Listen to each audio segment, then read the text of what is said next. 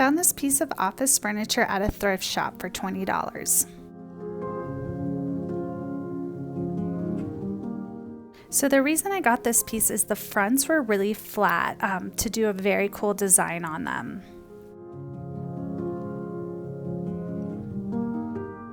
The other reason I liked this piece was these file sections that I knew I could make into a wine storage cabinet.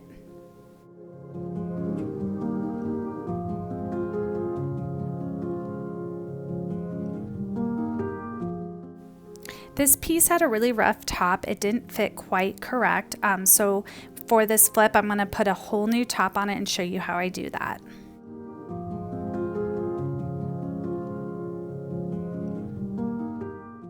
First thing I wanted to do is work on the inside. I wanted to remove some of these file sections so that you can fit a wine bottle in it. I used an oscillating saw to cut out the different sections.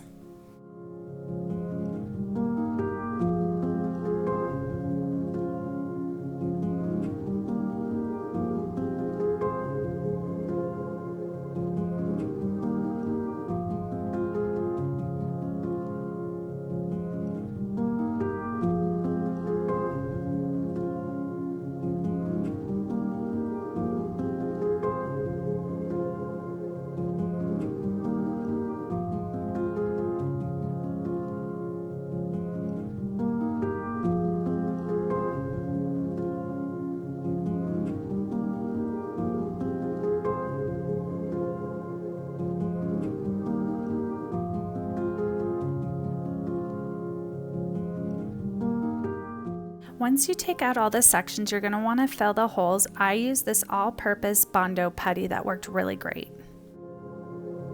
I also covered over the putty with this spackling just to give it a really smooth finish.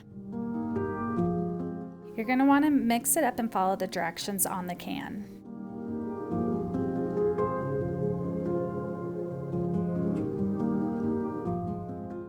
I just used a putty knife to work the putty into the gaps, and you'll want to work in small sections so it doesn't harden on you.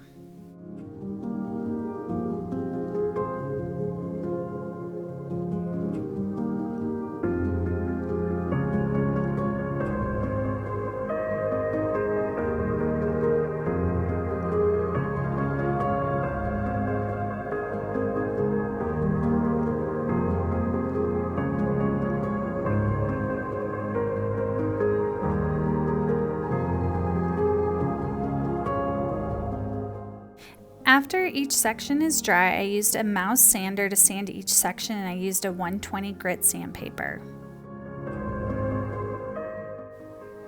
After you have it sanded, I then use the spackling to go over the putty to make an even smoother finish.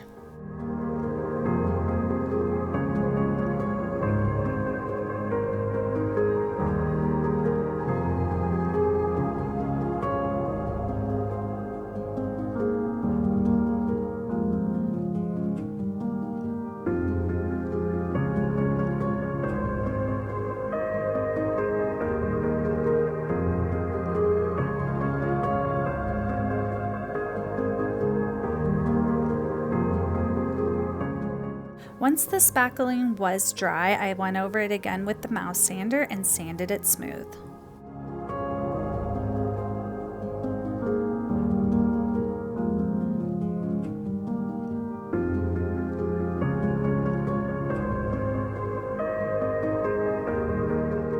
Next, I always start laying out the pattern to figure out the spaces and how many pieces I'm going to need. For this piece, I worked off one door and then I kind of just replicated how many I need for the other 3 doors. I knew I wanted to have a pattern, but I also wanted the straight line, so in between every one, I was going to have this kind of wavy design, which I created just using a drawing and just kind of drew it out and then just cut my pieces to kind of fit within those wavy lines. So again, this was a very easy pattern. I didn't measure anything. I just kind of used my eye to see where I wanted to make all the cuts and how to create this wavy line. It isn't perfect. I just kind of leveled it out so it kind of had that movement to it. I made this movement pattern on both the top and the bottom, and then I had the space in between just to give it even more shape to it.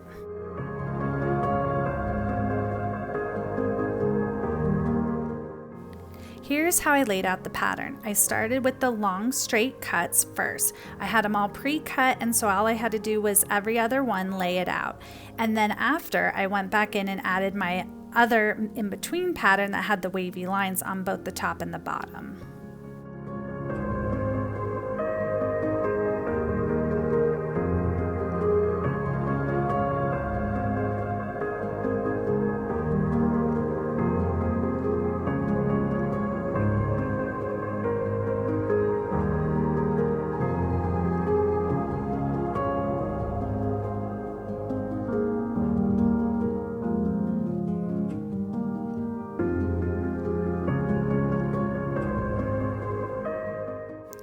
For this piece, I'm using a 5/8 brad nailer.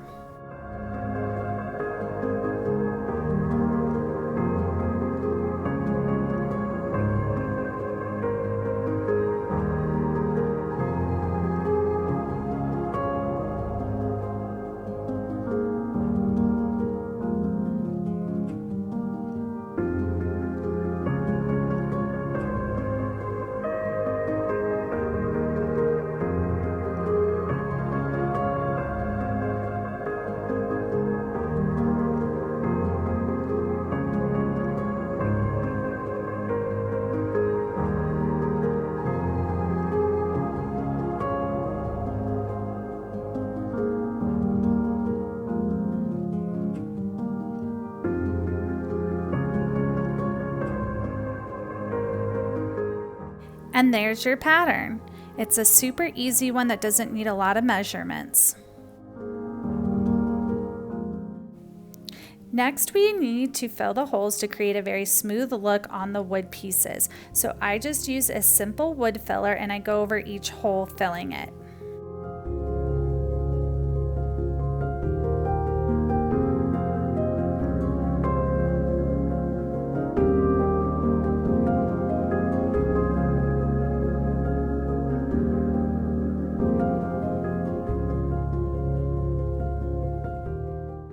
After all the holes are filled and dried, I just take my mouse sander with 120 grit sandpaper and just go over the whole surface to smooth it out.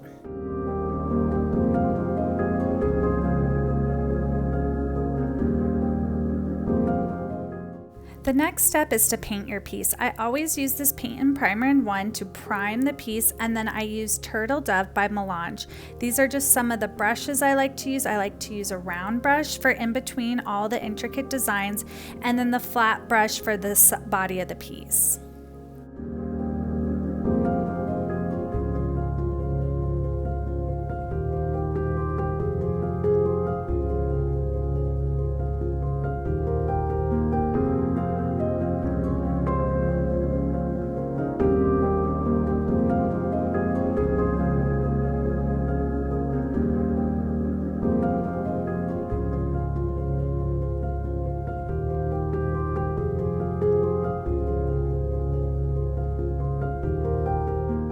Using a primer always helps for the paint to stick better, and then also you don't have to use as much of your chalk paint to get that great coverage.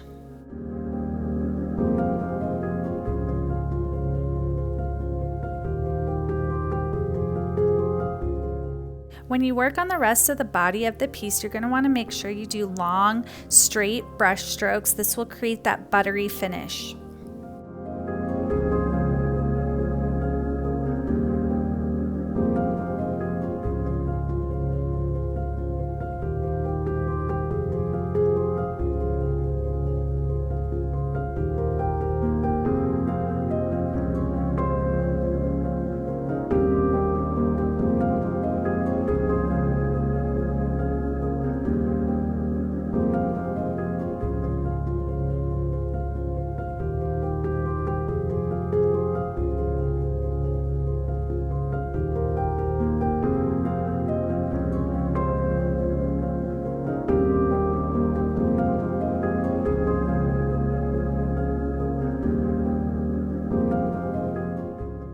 So once I had the whole piece primed, I went ahead and I painted the inside of my piece.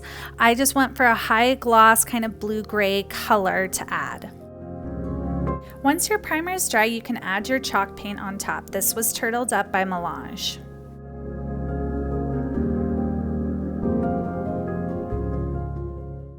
Again, I used my flat brush here and I did the very long wide strokes so you don't have any brush strokes, and it'll give you that really smooth finish.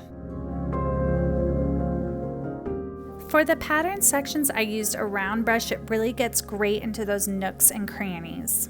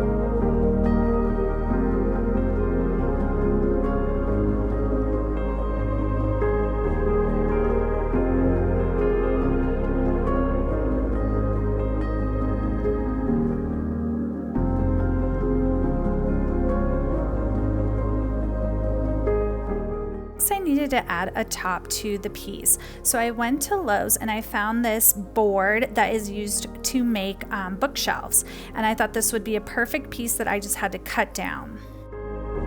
So to make this piece really smooth, I made sure I filled all the knots with just some plastic wood filler.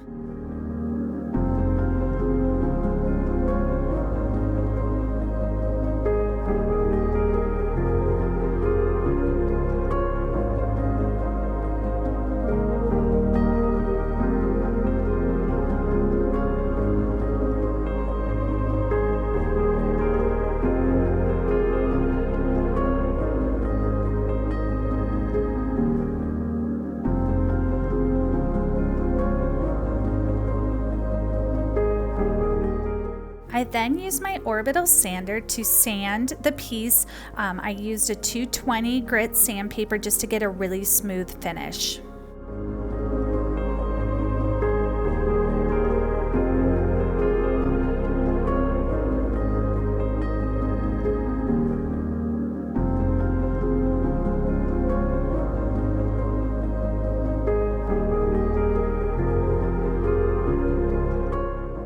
For the top, I used a different primer. This was the primer I used. I really wanted to make sure that it was sealed correctly. And then for the top, I used Dixie Belle French Linen.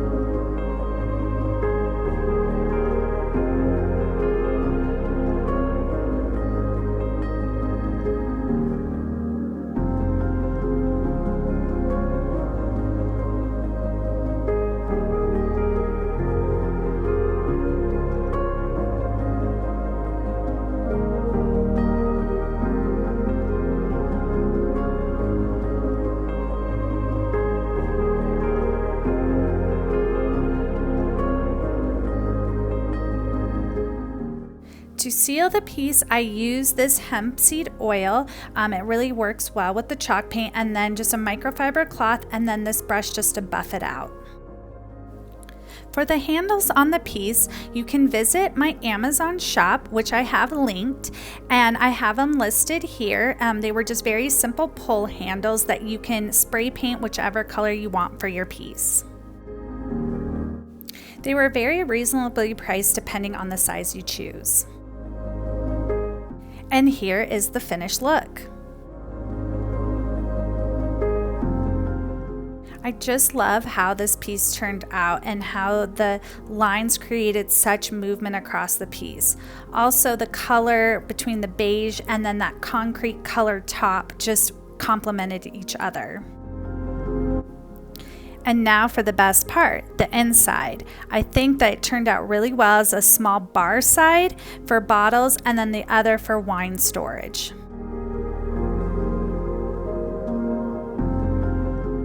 And there you go, from office furniture to bougie bar. Click below to subscribe to follow me and see what I flip next.